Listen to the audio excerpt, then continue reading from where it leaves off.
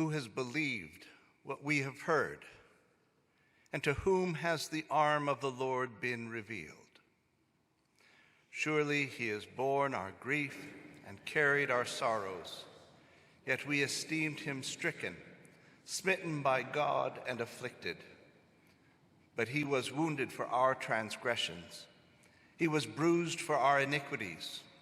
Upon him was the chastisement that made us whole, and with his stripes we are healed.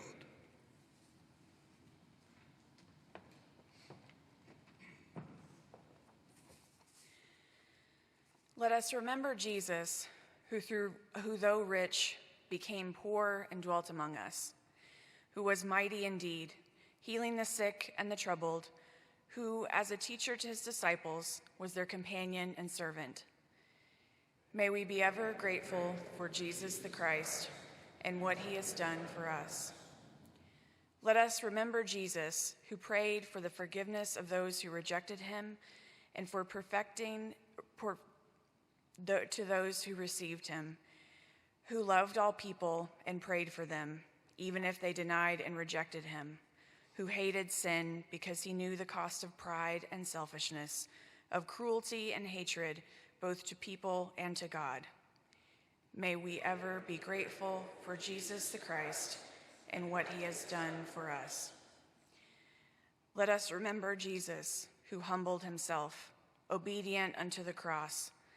God has exalted him who has redeemed us from the bondage of sin and given us new freedom. May we ever be grateful for Jesus the Christ and what he has done for us and continues to do for us.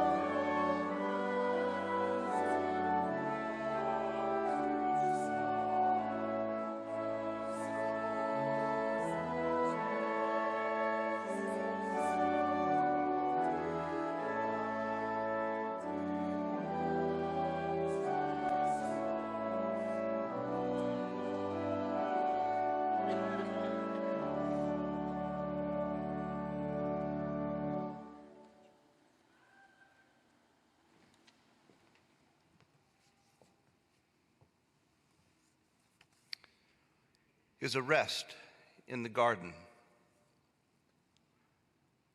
After Jesus had spoken these words, he went out with his disciples across the Kidron Valley to a place where there was a garden, which he and his disciples entered. Now Judas, who betrayed him, also knew the place, because Jesus often met there with his disciples. So Judas brought a detachment of soldiers together with the police from the chief priests and the Pharisees, and they came there with lanterns and torches and weapons.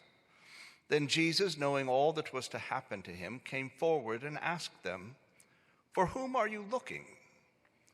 They answered, "Jesus of Nazareth." Jesus replied, "I am he." Judas, who betrayed him, was standing with them. When Jesus said to them, "I am he," they stepped back and fell to the ground. Again he asked them, "For whom are you looking?" And they said, "Jesus of Nazareth."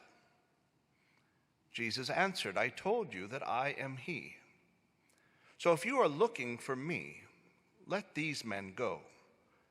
This was to fulfill the word that he had spoken. "I did not lose a single one of those whom you gave me." Then Simon Peter, who had a sword, drew it, struck the high priest's slave, and cut off his right ear. The slave's name was Malchus. Jesus said to Peter, "Put your sword back into its sheath.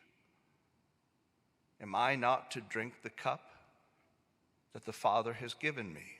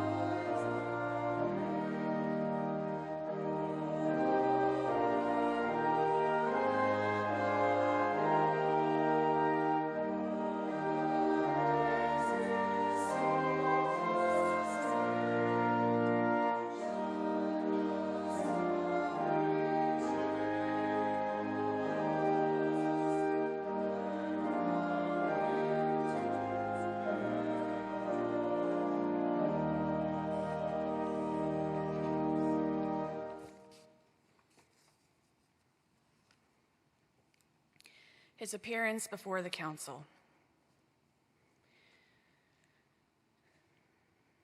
So the soldiers, their officer, and the Jewish police arrested Jesus and bound him. First, they took him to Annas, who was the father-in-law of Caiaphas, the high priest that year. Caiaphas was the one who advised the Jews that it was better to have one person die for the people. Simon Peter and another disciple followed Jesus. Since the disciple was known to the high priest, he went with Jesus into the courtyard of the high priest. But Peter was standing outside at the gate. So the other disciple, who was known to the high priest, went out, spoke to the woman who guarded the gate, and brought Peter in. The woman said to Peter, "You are not also one of his man's disciples, are you?" He said, "I am not." Now the slaves and the police had made a charcoal fire because it was cold, and they were standing round it and warming themselves. Peter also was standing with them and warming himself. Then the high priest questioned Jesus about his disciples and about his teaching. Jesus answered, "I have spoken openly to the world. I have always taught in synagogues and in the temple, where all the Jews come together. I have said nothing in secret. Why do you ask me? Ask those who heard what I said to them. They know what I said." When he had said this, one of the police standing nearby struck Jesus on the face, saying, "Is this how you answer the high priest?" Jesus answered, "If I have spoken wrongly, testify to the wrong. But if I have spoken rightly, why do you strike me?" Then Ananias sent him bound to Caiaphas the high priest. Now Simon Peter was standing and warming himself. They asked him, "You are not also one of his disciples, are you?" He denied it and said, "I am not." One of the slaves of the high priest, a relative of the man whose ear Peter had cut off, asked, "Did I not see you in the garden with him?" Again, Peter denied it, and at that moment the cock crowed.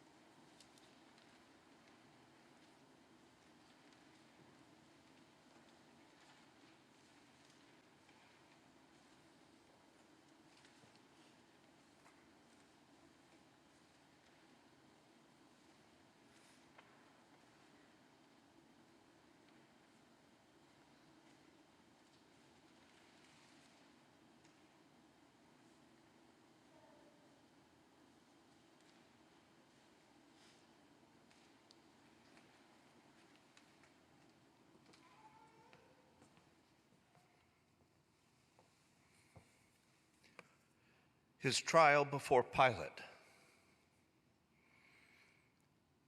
Then they took Jesus from Caiaphas to Pilate's headquarters. It was early in the morning. They themselves did not enter the headquarters so as to avoid ritual defilement and to be able to eat the Passover.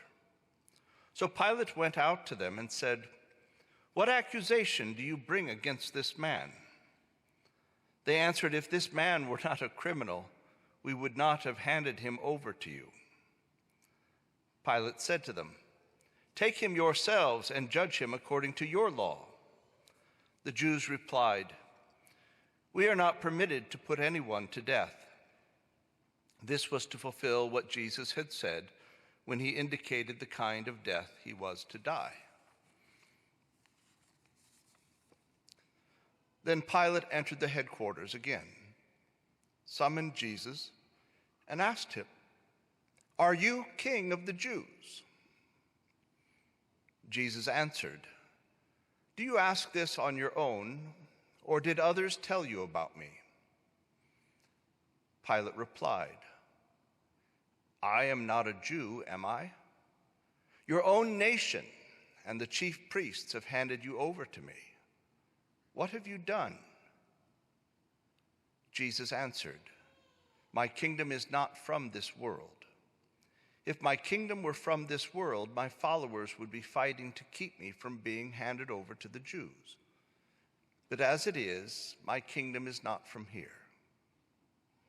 Pilate asked him, "So, you are a king?" Jesus answered, "You say that I am a king. For this I was born, and for this I came into the world, to testify to the truth. Everyone who belongs to the truth listens to my voice." Pilate asked him, "What is truth?"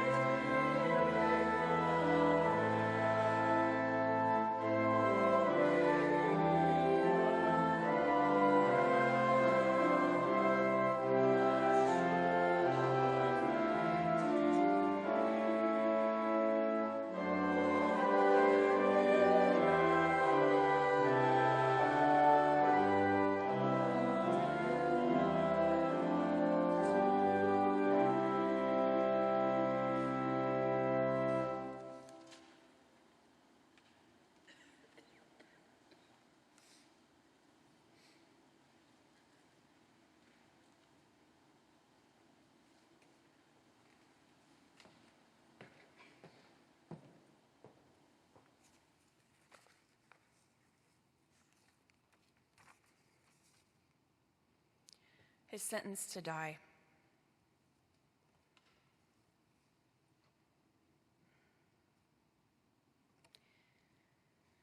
"But you have a custom that I release someone for you at the Passover. Do you want me to release for you the King of the Jews?"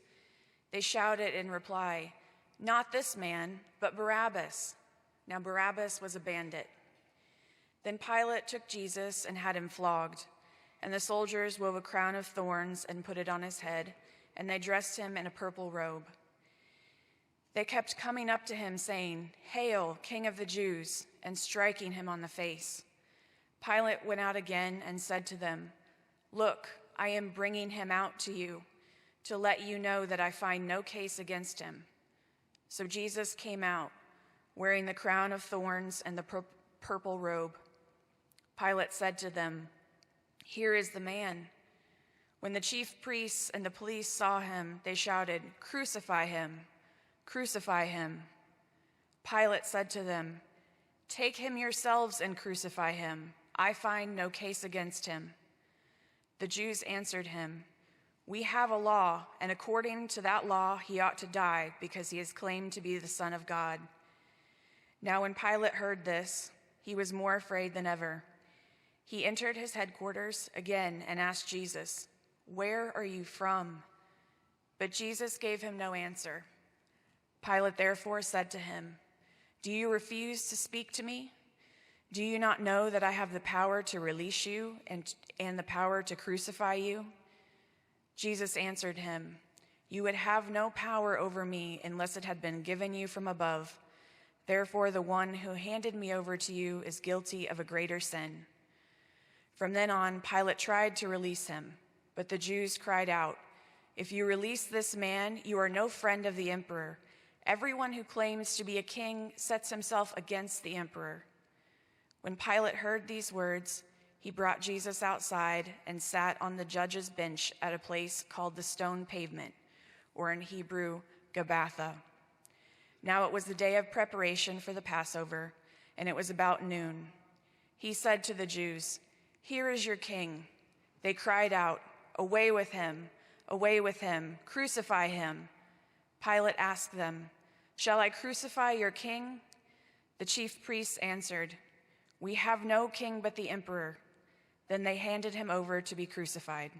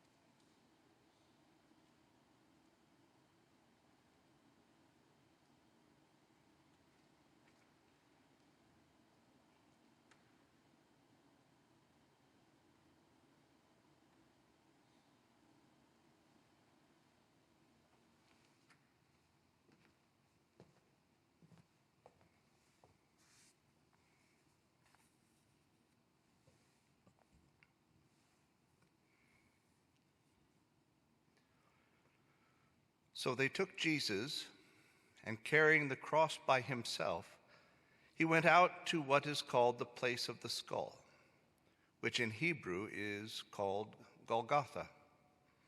There they crucified him, and with him 2 others, one on either side, with Jesus between them. Pilate also had an inscription written and put on the cross. It read, "Jesus of Nazareth, the King of the Jews." Many of the Jews read this inscription because the place where Jesus was crucified was near the city, and it was written in Hebrew, in Latin, and in Greek. Then the chief priests of the Jews said to Pilate, "Do not write the King of the Jews, but this man said, 'I am King of the Jews.'" Pilate answered, "What I have written, I have written." When the soldiers had crucified Jesus, they took his clothes and divided them into 4 parts, one for each soldier. They also took his tunic. Now the tunic was seamless, woven in one piece from the top. So they said to one another, "Let us not tear it, but cast lots for it to see who will get it." This was to fulfill what the scripture says, "They divided my clothes among themselves, and for my clothing they cast lots." And that is what the soldiers did. Meanwhile, standing near the cross of Jesus were his mother and his mother's sister, Mary, the wife of Clopas, and Mary Magdalene. When Jesus saw his mother and the disciple whom he loved standing beside her, he said to his mother, "Woman, here is your son." Then he said to the disciple, "Here is your mother." And from that hour, the disciple took her into his own home.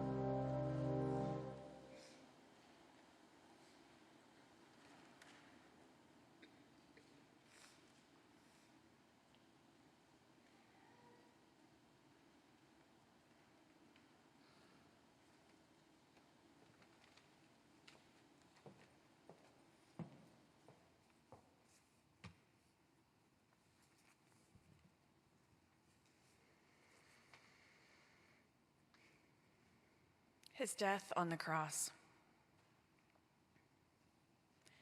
After this, when Jesus knew all was now finished, he said, in order to fulfill the scripture, "I am thirsty."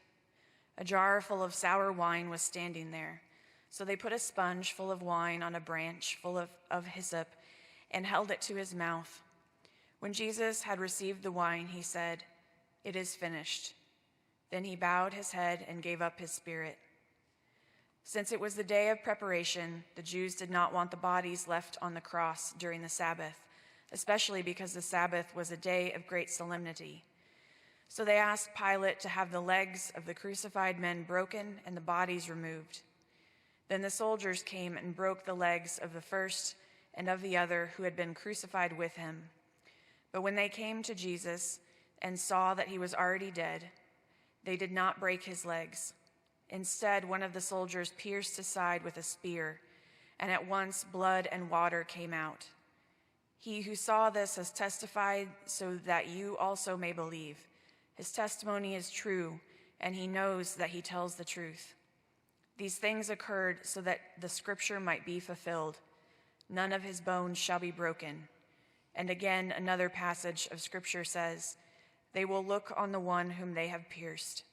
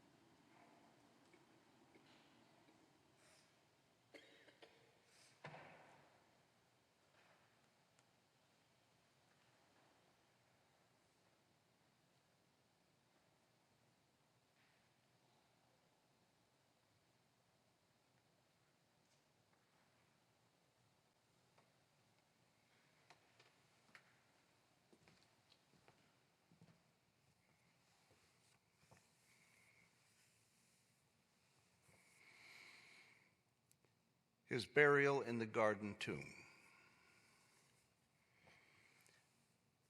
After these things, Joseph of Arimathea, who was a disciple of Jesus, though a secret one, because of his fear of the Jews, asked Pilate to let him take away the body of Jesus.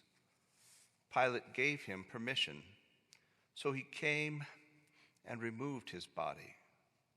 Nicodemus, who had at first come to Jesus by night, also came bringing a mixture of myrrh and aloes, weighing about 100 pounds. They took the body of Jesus and wrapped it with the spices in linen cloths, according to the burial custom of the Jews. Now there was a garden in the place where he was crucified, and in the garden there was a new tomb, in which no one had ever been laid. And so because it was the Jewish day of preparation, and the tomb was nearby, they laid Jesus there.